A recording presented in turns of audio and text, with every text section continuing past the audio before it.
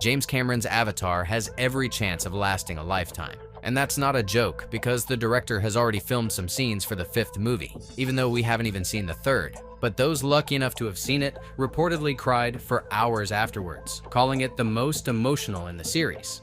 Naturally, this hints at a plot twist that will change the course of the narrative. Moreover, some actors have already completely filmed their roles in the remaining 3 movies, while Cameron has outlined the plot for a 6th and 7th Avatar. So today, let's break down everything the maestro has in store for us and the grand plans he has for the franchise. To begin with, no one ever doubted that Avatar would be with us for a long time. The first 2 films grossed over $2 billion and are at the forefront of cutting-edge CGI. Naturally, Disney, which now owns the franchise, has no intention of missing out on profits and is ready to invest any amount of money into Cameron's ideas. The director, by the way, isn't only working on the Na'vi, and in the coming years, he will direct a film called The Last Train from Hiroshima. The project will tell the story of a Japanese man who survived both atomic bombings and will be based on real events. This change of pace is possible because almost half of the 4th and 5th films are already shot, which means Cameron has a couple of years to work on something else. This was also confirmed by actor Stephen Lang, who plays Colonel Quaritch. His work on all 3 remaining films is already complete, although he suggests there might be additional shoots. Plot-wise, this tells us that Quaritch will definitely appear in every installment, right up to the 5th.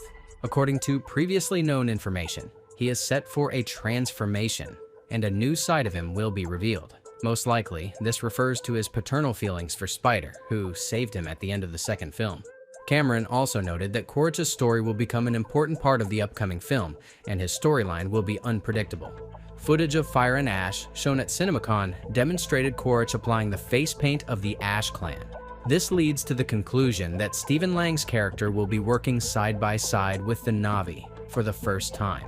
This alliance likely became necessary to fight a common enemy, that being Jake Sully, his family, and the clan they find themselves with in the 3rd film.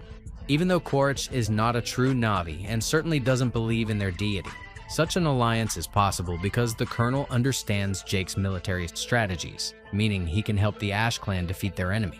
From interviews with Stephen Lang, we also know that his character will at least survive the events of Fire and Ash, which cannot be said for other characters. Recently, an official still of Neytiri was released and Zoe Saldana revealed some details about her role. The actress noted that her character feels an absolute devastation over the loss of Neteyam, which will manifest in the next installment and affect her actions. Neytiri will meet her new rival in the form of the Ash Clan's leader, a Na'vi named Varang. The leader of the Ash Clan, played by Una Chaplin, will threaten the Sully family, and it seems Neytiri will be embittered and ruthless. James Cameron also added fuel to the fire, hinting that audiences can expect a powerful performance from the franchise veteran. Thus, quite a lot is already known about the plot of the 3rd Avatar. We are expecting 2 new Na'vi clans. This includes the aforementioned Ash Clan and a Wind Clan, led by David Thewlis. The Ash Na'vi will be the main antagonists of the next movie and will form an alliance with Colonel Quaritch. However, the most important thing is that at a pre-screening of the 3rd film, a close friend of James Cameron was in tears, and his wife was inconsolable for several hours. Logically, this is connected to a drama and a plot twist that many actors have already hinted at. Last year, Sigourney Weaver stated that a very emotional turn in the story awaits us. This was said in the context of the 4th movie, but as we know, scenes for the 4th and 5th were filmed alongside the 3rd. Therefore, all signs point to this very twist happening in the 3rd film. Furthermore, it was announced that the franchise will change its narrator, the character from whose perspective the story is told. It will be Jake Sully's son, Lo Hak. This means Fire and Ash could indeed be the last film in which we see the head of the family. All inside information and hints from the production team point to Jake's death at the hands of Quaritch.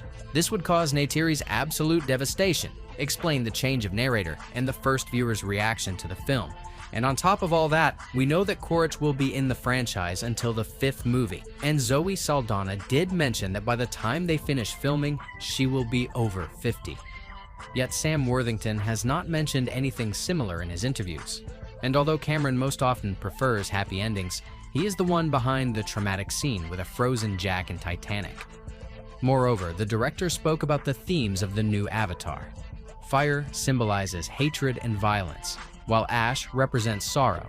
and life after terrible events. He called the third film the darkest in the entire franchise, which is why it will make us cry. Jake has been the main character from the very beginning, and replacing him will completely change the perception of the franchise. The next part, however, will be built around the theme of revenge. The Sully family has lost one of their sons and the head of the family, so they will be uncompromising. The one responsible for the death will be Quaritch, who has allied with the Fire Na'vi, meaning their wrath will be directed specifically at them. Besides, we shouldn't forget the complicated relationship between the Colonel and his son, who saved him.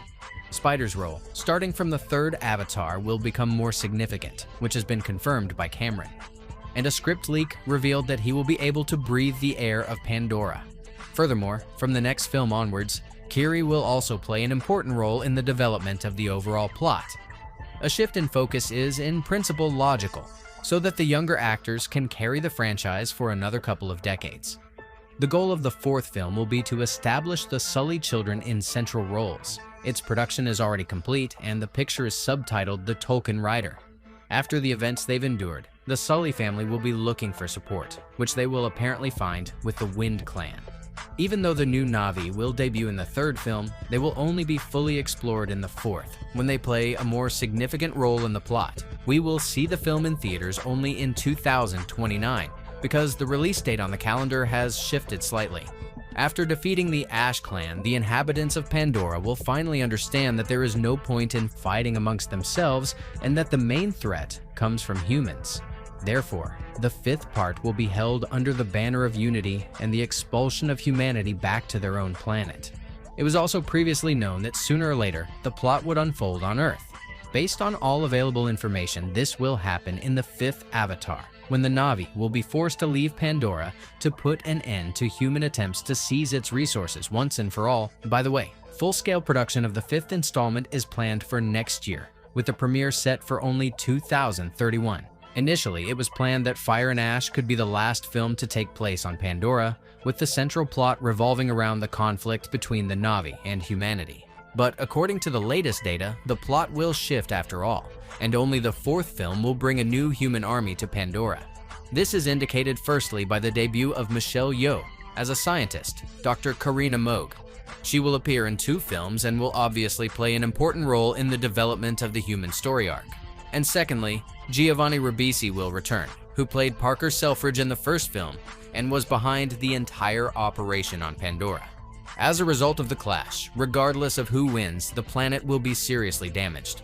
The Ash Clan, moreover, lives in the crater of a huge volcano, which could become active again due to the war. And if an eruption does not happen in the third film, it will definitely happen in the fourth, which will create the need for the Na'vi to find a new home. As you might guess, that new home could be Earth. The fifth installment is meant to be the final point in the story conceived by Cameron, and its working title is The Quest for Eywa. The Na'vi worship her as a deity, but it is far from certain that they will be able to find her. She has no physical body and is considered a part of Pandora itself. A couple of years ago, script drafts leaked online explaining how humans managed to create avatars. According to these notes, Eywa was created by humans on Earth for the colonization of other planets. But in the process, the technology spiraled out of control, and the artificial intelligence gained independence and built an entire ecosystem around itself. This bioengineered origin, on one hand, explains the interconnectedness of all beings on Pandora, and on the other, the creation of avatars by humans. It may sound wild, but it fits perfectly with modern trends of artificial intelligence and technological superiority. The title of the fifth film also supports this theory. If the events move us to Earth, and the fifth movie is subtitled The Quest for Eywa, then it is logical to assume she is located on our planet. Of course, Cameron could have rewritten the original plan after the leak, but you have to agree that such a twist would completely change the perception of the franchise, and at the same time, keep up with the times. As for the sixth and seventh installments, the director has limited himself to just general outlines. In one interview, he confirmed that he has written ideas for the franchise's development after the fifth Avatar. He himself will not take the director's chair and would gladly pass it on to someone else. This would happen around 2035, and only if audiences do not lose interest in the franchise. The studio has given the green light for and limited itself to only 5 films. However, There are many options for continuation, and it's not necessary for the Sully family to be the main characters. We shouldn't forget that Pandora is one of 14 moons orbiting the gas giant Polyphemus, which means the action could move not only to Earth, but also to other planets in the search for a new home. Avatar undoubtedly has global plans for expansion and wants to compete for the title of the best space opera with Star Wars and Star Trek. But whether it will succeed or not, we suggest discussing it in the comments. That's all for today, folks. See you in new videos very soon.